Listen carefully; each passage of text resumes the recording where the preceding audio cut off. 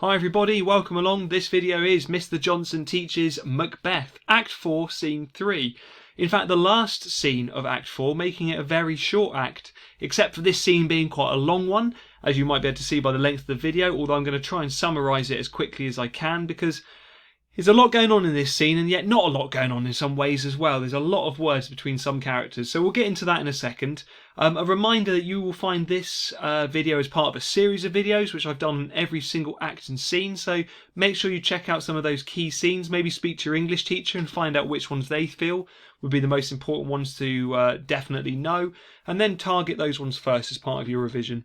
And talking of that revision, moving towards GCSEs, this is part of your English Literature GCSE and it's part of Paper 1, Section A, and that makes it the first exam that you sit for your English. So without any further ado, let's move inside then. In summary, I put at the top there a very long scene which I'll take extracts from. I have actually missed some bits of the script out of here where I consider them not to be completely crucial. So it's up to you if you really wanted to revisit the scene, but I imagine a lot of you are just taking these videos as useful and guidance. So Macduff is in England talking with Malcolm in this scene. So Macduff is one of the Thanes who's run away from Scotland because he doesn't like Macbeth, and Malcolm is the king's son. This is King Duncan's son who was murdered. So both of those are in England. They're gathering and they're working with the English king to gather an army basically to go back and take on Macbeth. Malcolm tests the loyalty of Macduff in this scene, sort of trying to make sure he is trustworthy, and Macduff later in the scene receives the devastating news that his family has been murdered, and of course that affects him massively. So key characters to focus on in this scene then, well, we've got Malcolm the king's son I mentioned, we've got Macduff there, and Ross comes. Now Ross was in the previous scene as well, and he's the one who comes and brings the news to Macduff about his family. So let's go through this bit, and I've highlighted bits and got arrows. I'm going to focus on those bits. Where at the top it says before the King's Palace, we're talking about the King of England there.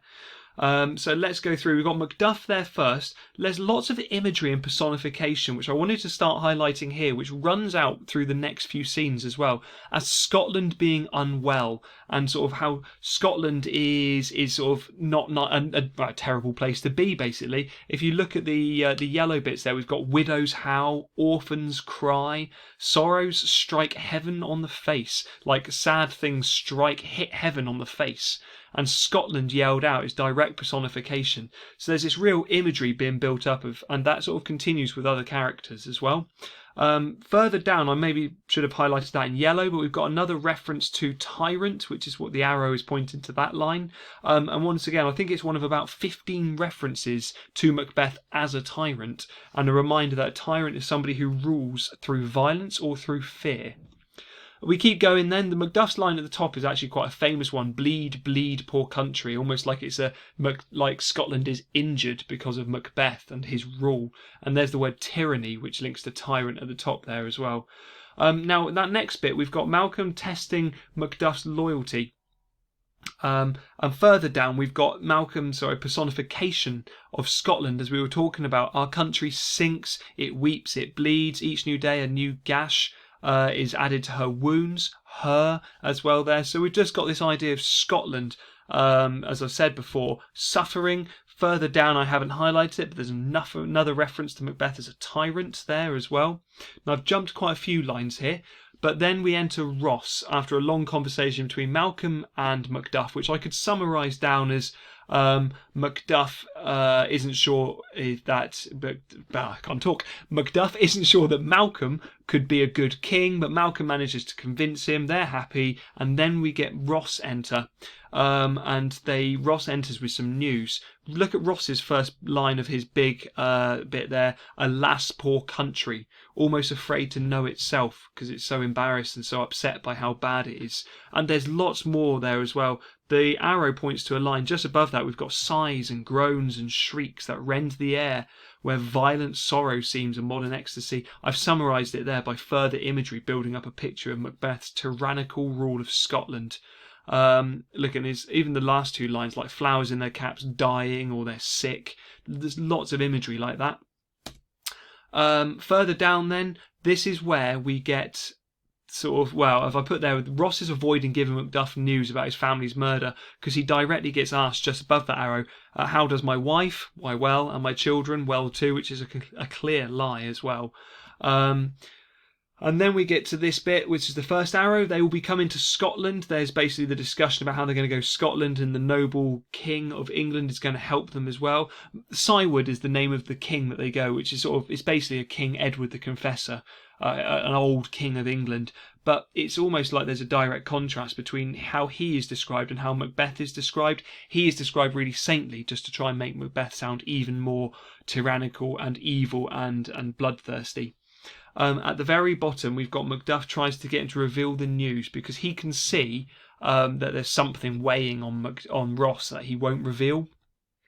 Ross says, let not your ears despise my tongue forever. Please don't hate me for what I'm about to say. And then we finally get on that first arrow there, the reveal of the brutal murder.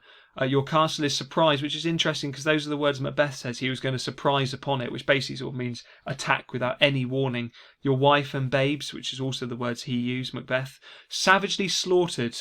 And there we have it. Macduff doesn't respond at all, and it's actually Malcolm what we see there. So it's almost like Macduff is so overcome with the grief, as you would be, that he can't even speak. And then Macduff does it for him, talking about how badly Macduff is reacting, the faces he's pulling. Macduff says, my children too, and we get the wife, children, servants, anyone that could be found, which just really emphasises how horrible what Macbeth has done is. My wife killed too, because he keeps repeating it like Macduff just can't believe it. He keeps asking those questions. Malcolm says, be comforted. Let's make us medicines of our great revenge to cure this deadly grief. Essentially, as I've put there, let's use this to make us angry and use it to take revenge on what Macbeth has done as well. Macduff still goes on. He has no children. All my pretty ones. He's talking about Macbeth there. He has no children.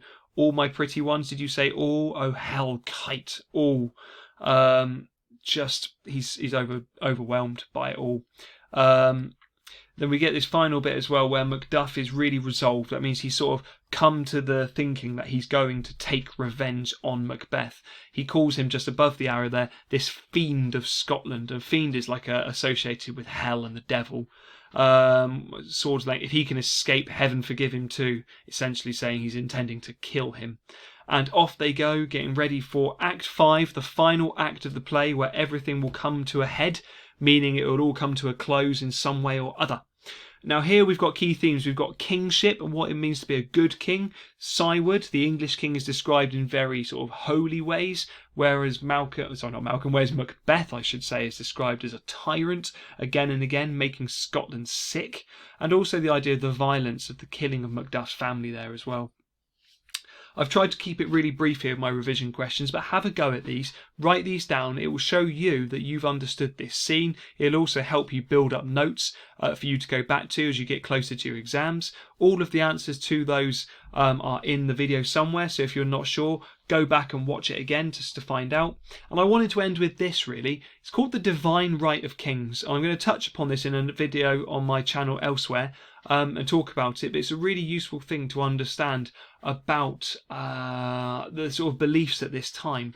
The divine right of kings was the belief that the king was given his power, or her power if it was a queen, directly from God, and almost making them that God's choice. So to kill a king or to try and usurp, which means sort of rise up from beneath a king to take over, to usurp or kill a king was just seen as the most appalling crime because it's a crime against God as well, and there is no higher power believed than God.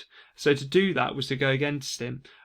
Therefore, the divine right of kings is something you can certainly see throughout the play, and I want to draw your attention to Macbeth's murder of Duncan breaks this idea. He also breaks against the chain of being, which I'll touch upon in another video as well, but the divine right of kings just worth being aware of as well, that Malcolm really is the worthy king and the rightful king because he is the king's son.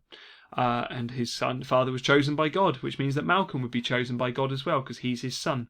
So I won't go on too much further. All I'll say is do check out my other videos on the channel as well where I go through other key scenes, and I'll thank you for making it all the way to the end of this video and watching it to this point, and I shall say goodbye and good luck.